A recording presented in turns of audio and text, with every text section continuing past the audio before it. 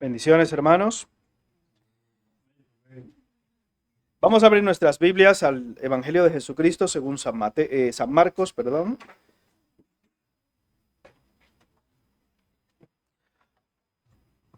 Evangelio de Jesucristo según San Marcos, el capítulo 4. El pasaje que vamos a leer tiene mucho que ver con el himno que acabamos de cantar.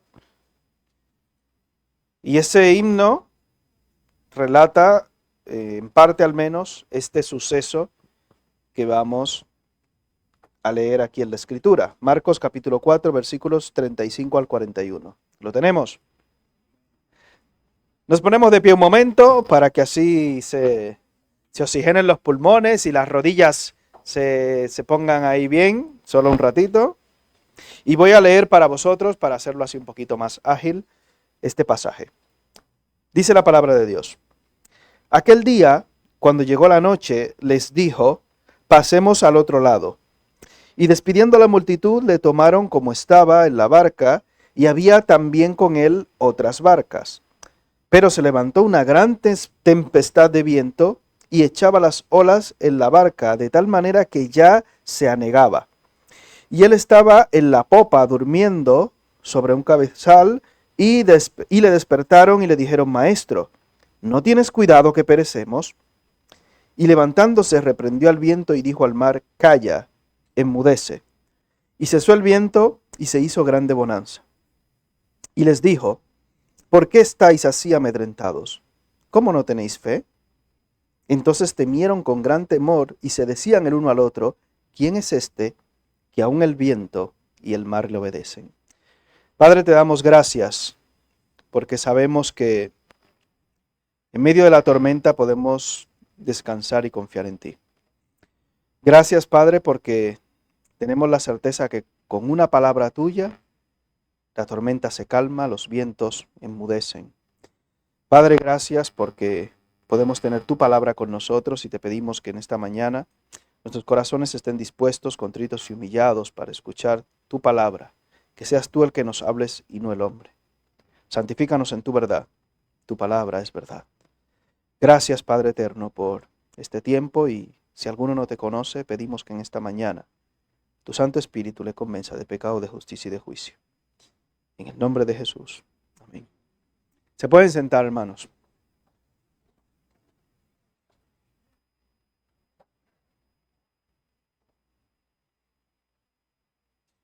Vemos a Jesús en los versículos anteriores enseñando a las multitudes, posteriormente se queda con los discípulos, les da instrucciones más concretas y precisas.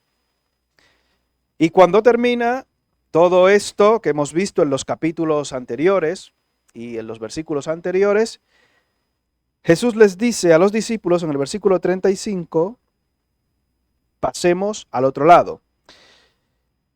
Este lugar en el que se encontraban es el mar habitualmente llamado de Galilea, pero quizás se le llama mar, pero no es un mar, sino un lago.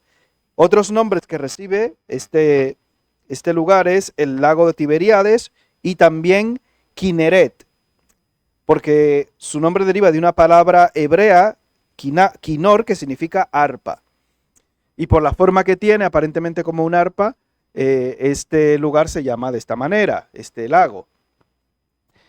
Este lago posteriormente también va a protagonizar otra escena en Mateo capítulo 14, en la cual quizás algunos la recuerdan y la tienen más conocida, que es Jesús caminando sobre las aguas.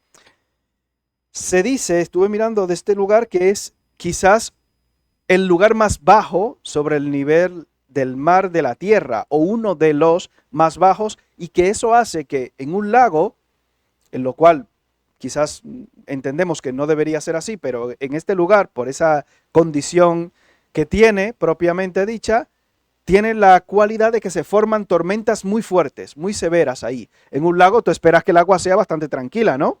Un lago es ahí una agua estancada ahí que no corre ni nada, pues dice, bueno, pues este tiene que ser muy tranquilo. Este mar de Galilea o este lago, concretamente de Tiberíades, tiene esa peculiaridad por lo bajo que se encuentra. Hay unos vientos ahí que se cruzan y en un momento de forma repentina se pueden producir tormentas muy significativas. Ese lugar hoy en día sigue estando ahí.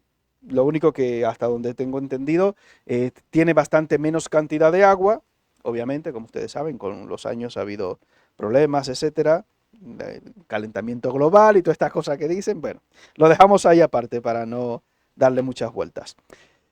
Pero puestos en contexto, encontramos a Jesús con sus discípulos en este lugar y curiosamente dice en el versículo 36 que al final del mismo habían también que con él otras barcas. Había más barcas. Y yo creo que muchos de nosotros, cuando pasamos por una situación difícil, cuando nos dan una noticia que no nos gusta, pensamos, Señor, ¿y por qué a mí? Todos, yo creo, si somos sinceros, lo hemos pensado. Señor, ¿por qué a mí, no a este? O a la aquella, o al otro. Habían otras barcas, pero aquí relata que la tormenta afectó a esta barca y curiosamente en la que estaba Jesús. Dios permitió la tempestad sobre tu barca. ¿Por qué? Bueno, ya ahí ya esa es otra pregunta, ya eso es otro motivo.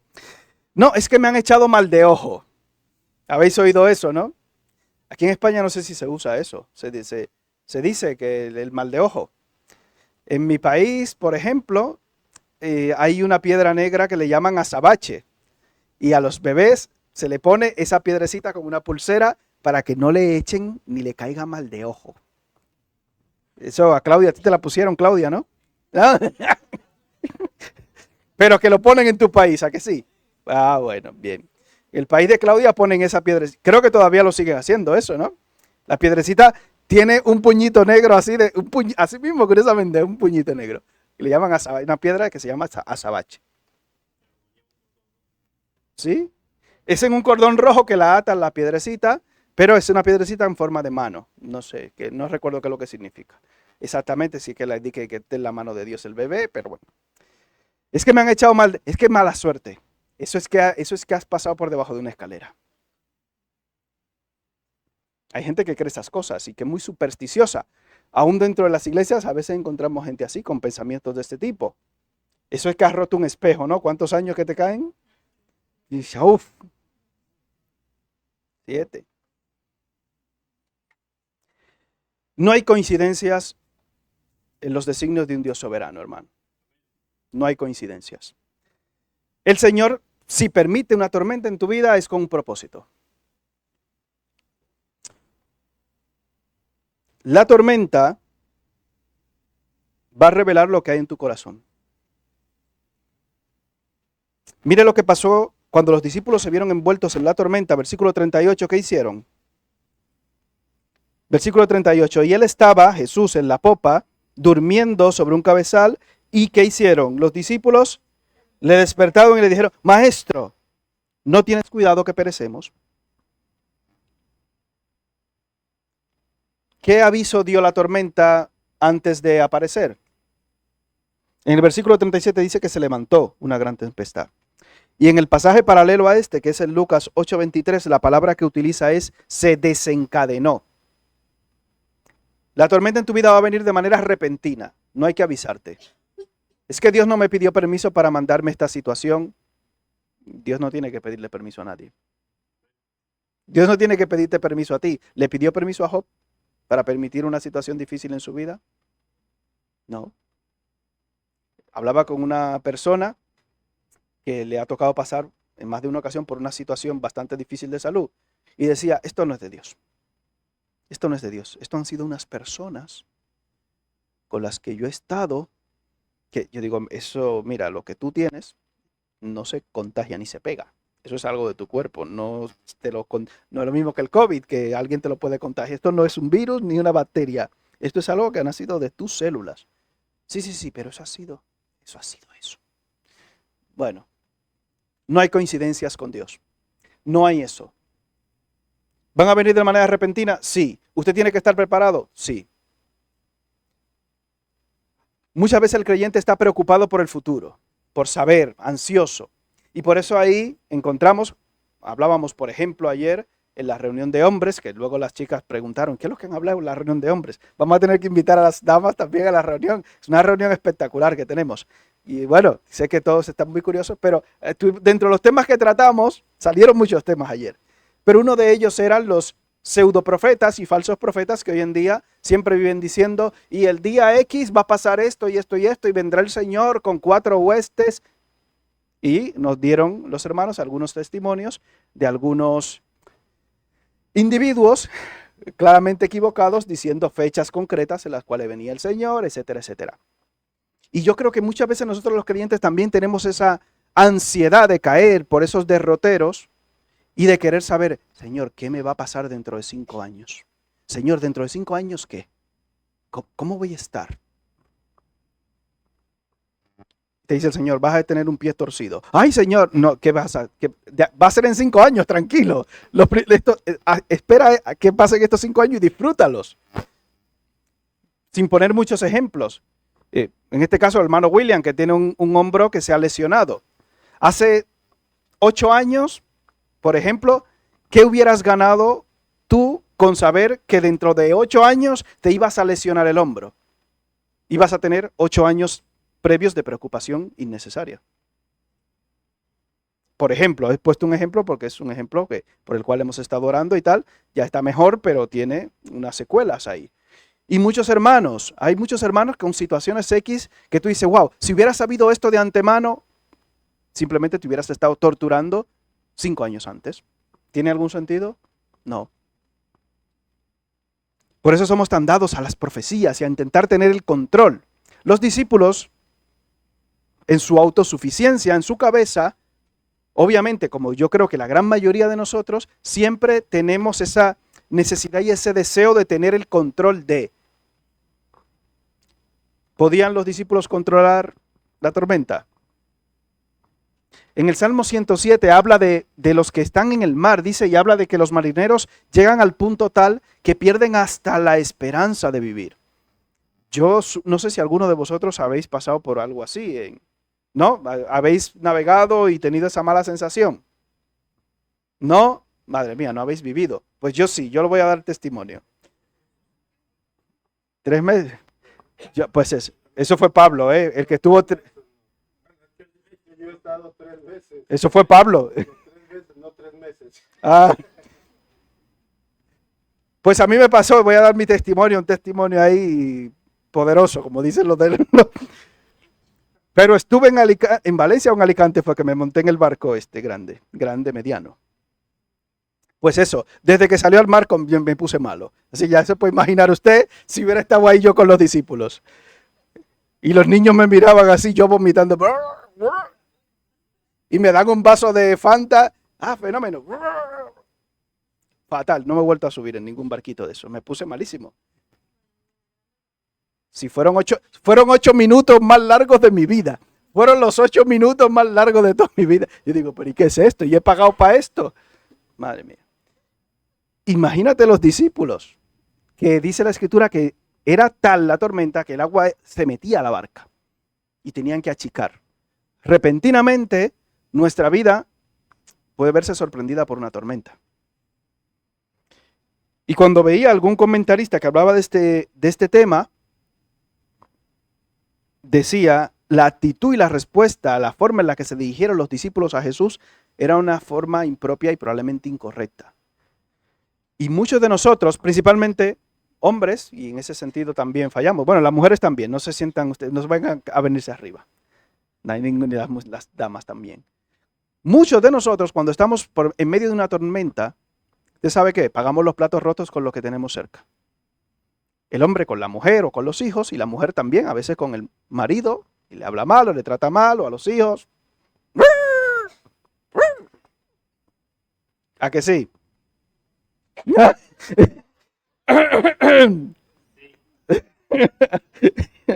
Ay, qué santo. Este es un ejemplo de santidad. Los discípulos, cuando se vieron en peligro, como dice la Escritura, ellos vieron que peligraban. En los otros pasajes paralelos, en Mateo, por ejemplo, dice, al verse que peligraban, su actitud fue otra. Cuando tú te ves amenazado o te ves en una situación de peligro, ahí es que se sabe quién es quién. La Biblia teórica es preciosa. La Biblia teórica es preciosa. Ven, baja aquí. Vamos a ver dónde, baja al barro a ver si es verdad. Vamos a poner las cosas en sitio, en perspectiva. Y cuando los discípulos se vieron en esa perspectiva, como uno que estaba bautizando y dejaba la mano fuera, y yo, pero bautízate, muchacho entero. Y quería dejar el puño fuera, el derecho. Dice, pero ven acá. Dice, no, pastor, esto es por si alguno se pasa conmigo.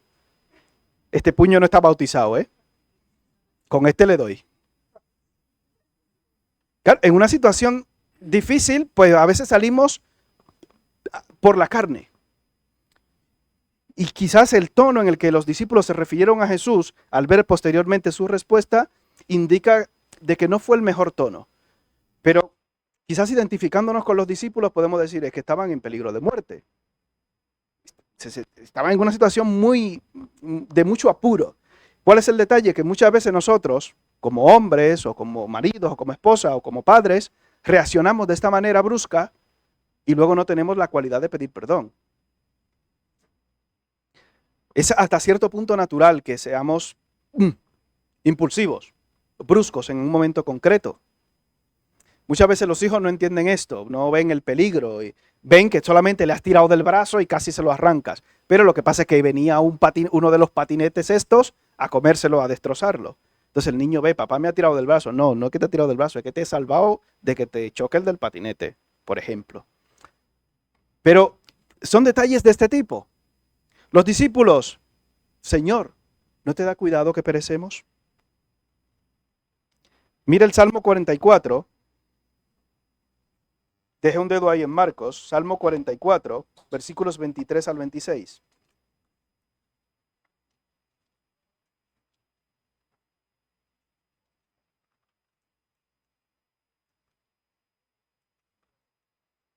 Lo tenemos. Salmo 44, 23 al 26. Y cuando vemos este salmo de los hijos de Coré, quizás podemos pensar también en este pasaje que hemos leído del Evangelio según San Marcos. Despierta. ¿Por qué duermes, Señor?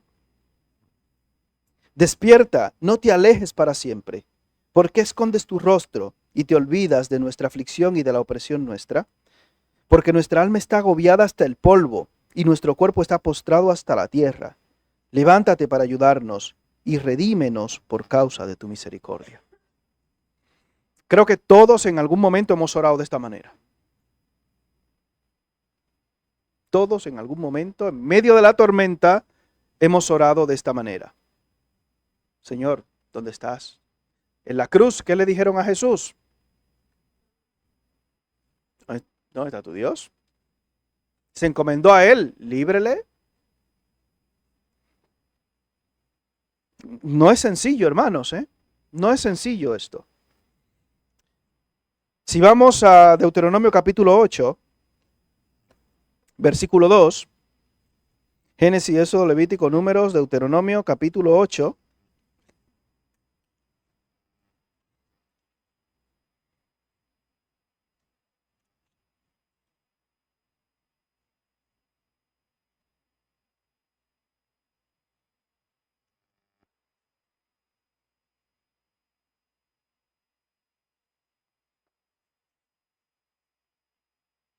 Deuteronomio 8, capítulo 8, versículo 2 dice, y te acordarás de todo el camino por donde te ha traído Jehová tu Dios estos 40 años en el desierto para afligirte, para probarte, para saber lo que había en tu corazón, si habías de guardar o no sus mandamientos. La tormenta tiene propósitos concretos en nuestra vida. En la vida de los discípulos, vemos aquí que sacó lo que había, sacó a relucir, sacó a luz lo que había dentro de sus corazones. Y obviamente todavía estaban en una fase de crecimiento, estaban, por así decirlo, todavía sus carnes muy vivas y salieron de esta manera. Cuando vemos el caso del pueblo de Israel, que se encontraba en situaciones como estas, Yo creo que también al ver ambos casos nosotros debemos sentirnos identificados y pensar en esas situaciones, ¿qué revela mi corazón? ¿Qué revela mi corazón en medio de la tempestad? Y escuché en una ocasión a una cristiana que estaba pasando por una situación difícil en su vida. Me decía, bueno, ahora no me vengas con la Biblia. ¿Cómo? Una cristiana entre comillas. No, con la Biblia no. ¿Cómo vamos a resolver esto del muchacho? Porque el hijo le había pegado uno al otro, no sé qué. Ya se puede imaginar usted, una madre enfadada ahí con el otro, con la otra y tal. La palabra de Dios es el ancla que nos va a permitir, en medio de la tempestad, como vimos, ¿con qué se calmó la tempestad? Declarando, atando, sujetando, destruyendo. Escuché a uno que en Miami estaba destruyendo tornados y tormentas. Y cuando él dijo, y no, y ningún arma forjada contra ti prosperará. Y la advertencia, tormenta que viene y que va a acabar con todo. Pues selle los cristales y tal. En la iglesia, a los que le hicieron caso, las casas destrozadas. Y luego él dijo, no, que fue un error de cálculo. ¿Cómo? ¿Y cómo así? Predicador. Y ese es el evangelio que a mucha gente le gusta. El evangelio que dice, en tu vida no va a haber tormentas, porque todas las tormentas van a ser cortadas. O sea, que podemos decir que hay algún antídoto para las tormentas.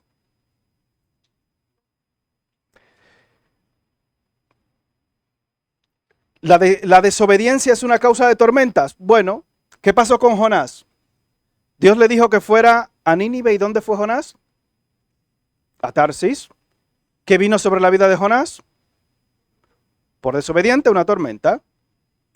Marcos capítulo 4. Estamos en Marcos, ¿no? Lo tenemos ahí. Le dije que dejara un dedo. El versículo 35 de Marcos 4, ¿qué dice? Aquel día, cuando llegó la noche, ¿qué pasó? ¿Quién dijo? Ah, pasemos al otro lado. Estos están en medio de una tormenta, pero por obedientes. O sea que si tú eres desobediente, vas a tener que... Y si eres obediente, no, ningún arma contra ti. No, ¿también vas a tener tormentas? Pues vaya negocio, ¿no? Y si soy cristiano, fiel, me porto muy bien y soy un cristiano devoto, ¿voy a tener tormentas? Pero vamos a ver que ningún arma contra mí, forjada contra mí va a prosperar, dice uno. No creo que tú y yo seamos más fieles que Job, ¿o sí? ¿Pasó por tormentas en su vida? O sea que la solución para no pasar por tormentas es ser impío y ser malo y portarme mal. Sí, no, no buscar a Dios. Así pues me voy a librar de las tormentas. ¿Te vas a librar? Tampoco. Aparte de revelar la tormenta, ¿quiénes somos nosotros? Quizás lo más importante de la tormenta es que nos revela quién es Dios. Si vas a este pasaje de Marcos, capítulo 4,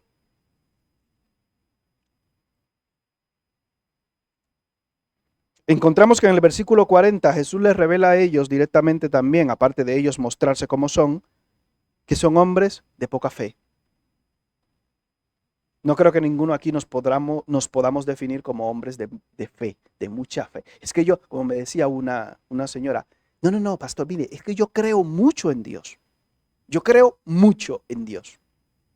Y por eso yo sé que Diosito, sí, creer mucho en Dios. Habéis escuchado esta frase, ¿no? Creer mucho en Dios. Ya usted sabe por dónde van los tiros. Eso no es lo que el Señor te ha mandado. Sino arrepentíos y convertíos. No, yo creo mucho en Dios. Yo no voy a la iglesia ni nada de esas cosas. Yo con la religión poco, pero creo mucho en Dios. Ya. El Señor nos revela, en medio de la tormenta, quiénes somos, en nuestro corazón, y quién es Él. Si vamos a Mateo capítulo 14,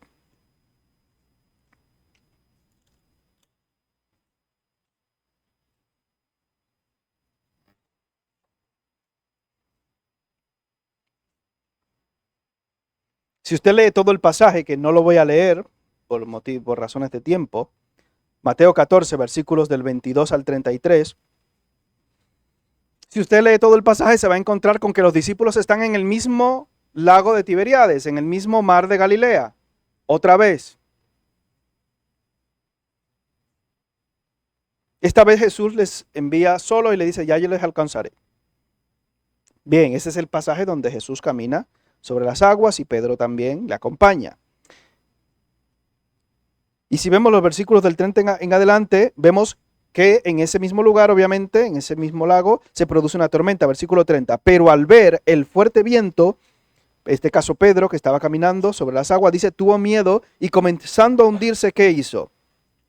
Dio voces diciendo que una oración de media hora, ¿no? Esta dice que es la oración más rápida que hay registrada en la Biblia. Señor, sálvame. Y al momento Jesús, extendiendo la mano, asió de él y le dijo, ¿qué? Van 2 veces, lo mismo que te pasó la otra vez. ¿Cuántas veces tenemos que pasar tú y yo por la misma tormenta?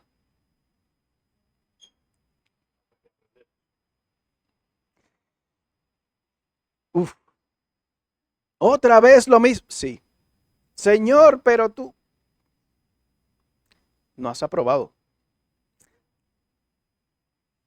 ¿Cuántas veces vas a repetir el curso? Hasta que apruebes. ¿Nos gusta? Yo creo que no. A mí no me haría mucha gracia. Es duro, es así. Es así. Pero el evangelio de hoy, el evangelio que la gente quiere escuchar hoy no es este. Le gusta el otro evangelio. El que sea obediente y te va a salir todo bien. O echa aquí en esta cajita, como decía uno, echa dinero aquí para que se te multiplique. Eso es lo que le gusta oír a la gente.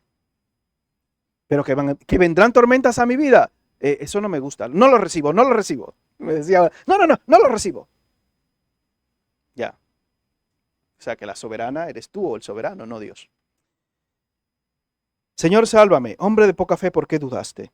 Y cuando ellos, versículo 32, subieron en la barca, Pedro y Jesús, se calmó el viento.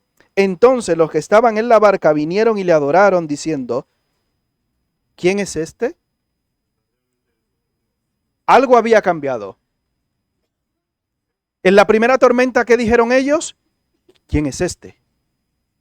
En esta segunda tormenta ya dice, ya sabemos quién es este. Ya sabemos quién está en control de la tormenta. Verdaderamente eres hijo de Dios. La tormenta te va a revelar realmente cómo eres tú y cómo estás tú, cuál es tu condición. Y la actitud correcta cuando ves tu condición es arrepentirte y humillarte. Y cuando pases otra vez por la misma prueba o por una similar o una más grande, verdaderamente el Hijo de Dios está conmigo. La actitud es otra al pasar la prueba. Y quizás a esto se refería el salmista en el Salmo 139, David, cuando dice, examíname, oh Dios, y prueba mi corazón, y conoce mis pensamientos, y ve si hay en mí camino de perversidad, y guíame en el camino eterno. O sea, no me hace gracia pasar por la prueba ni la tormenta, no. No. Pero el resultado posterior va a ser beneficioso para mí, porque a los que aman a Dios, ¿qué? Todas las cosas les ayudan a bien. Señor, ¿pero por qué estás durmiendo? ¿Nos cuesta y nos costará entenderlo? Yo creo que sí. Si vamos a Eclesiastés, capítulo 9, versículo 2.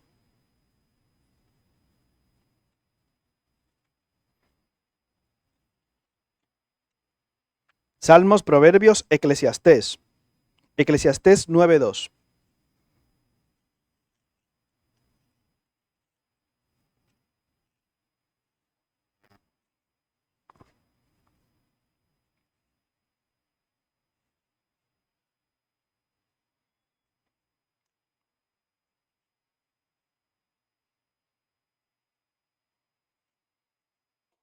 Me preguntaba una vez un joven, ¿y entonces qué sentido tiene? ¿Qué sentido tiene entonces?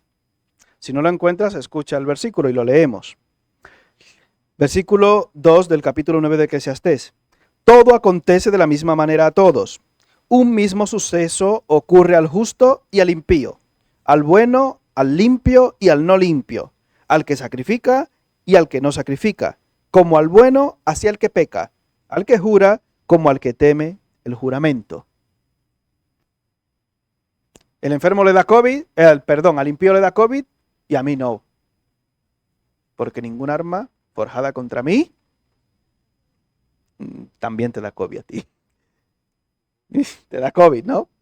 O es que los cristianos no se enferman ni no se mueren. Yo a veces escucho predicadores que yo digo, wow, este predicador qué superhéroe es ese, algo que no le hace nada. Porque hasta Superman tiene kriptonita. Pero yo escucho a veces algunos predicadores que yo digo, no le dolerá ni una uña a este predicador. No se va a poner viejo nunca va a tomar una pastilla porque es que él dice que todo lo ata y lo declara y lo pone y lo arregla y que... Yo soy sorprendidísimo. Hombre, yo les veo muy bien a algunos y digo, cuidado, algunos de estos, de los que predican, a veces veo algunos que parecen hasta actores de cine, un poco menos guapos que yo, pero bueno, lo intentan. Pero yo digo, wow, parecen perfectos. Si tenemos esa mala costumbre de dejarnos engañar por estas cosas, ignorando la escritura y la palabra de Dios que te dice, va a venir tormentas a tu vida. Así que, mira, una palabra profética. Van a venir tormentas a tu vida. Mira qué cosa, no me vaya a malinterpretar de que soy de aquellos, pero es lo mismo. Como me decía uno, mira, si tú ahorras todos los meses 100 euros, cuando pase un año, te profetizo que vas a tener 1.200 euros. ¡Wow! ¡Qué profecía! Espectacular, ¿no? Y hay gente que le gustan que le digan esas cosas, que no tienen que son prácticamente absurdas. Pero te digo y te aseguro que quizás has pasado por tormentas o estás pasando por una, y si no, prepárate que te va a caer alguna en el futuro. Mira. Lo bloqueo. No bloqueo. Por más que bloquees, te va a caer una tormenta. Si eres creyente, si eres hijo de Dios, te va a caer una tormenta. Y si eres impío, también. Y posteriormente, el juicio eterno, si no eres creyente, ¿eh? Ahí está la diferencia. ¿Cómo va a pasar el impío, me va a pasar a mí? Pues claro. ¿Cuál es la diferencia? Que Jesucristo esté en mi barca. Y que con una palabra yo sé que Él puede cambiarlo todo. Que nada se escapa de su conocimiento. Jesús, ¿por qué duermes? Él está ahí. Y a veces esos periodos de silencio nos traicionan a nosotros como creyentes porque nos desesperamos, como pasó en el caso de Abraham. Esos periodos, pasaron 10 años, no veía él cumplida la promesa y se desesperó y metió la pata. Yo creo que todos nosotros caemos a veces en la desesperación de esa manera. Pero debemos ser conscientes de que nuestra gran diferencia con los que están pasando por tormentas, la de nosotros los creyentes, es que Jesucristo está con nosotros cuando hasta el fin. Si estás pasando por tormenta, recuérdate de esto. Jesús está en mi barca. Todo puede cambiar en solo una palabra que Él diga. Y en esa confianza yo me acerco a Él. Y en esa confianza yo me mantengo con Él. Porque separados de mí, dice Jesús, ¿qué esperanza tienen los que están pasando por tormentas sin Cristo? Ninguna.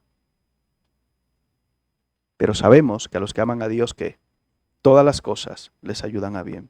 Padre, te damos gracias porque confiamos, descansamos y conocemos que estando tú en nuestra barca, podemos estar tranquilos y confiados de que sea cual sea el resultado, será para nuestro bien.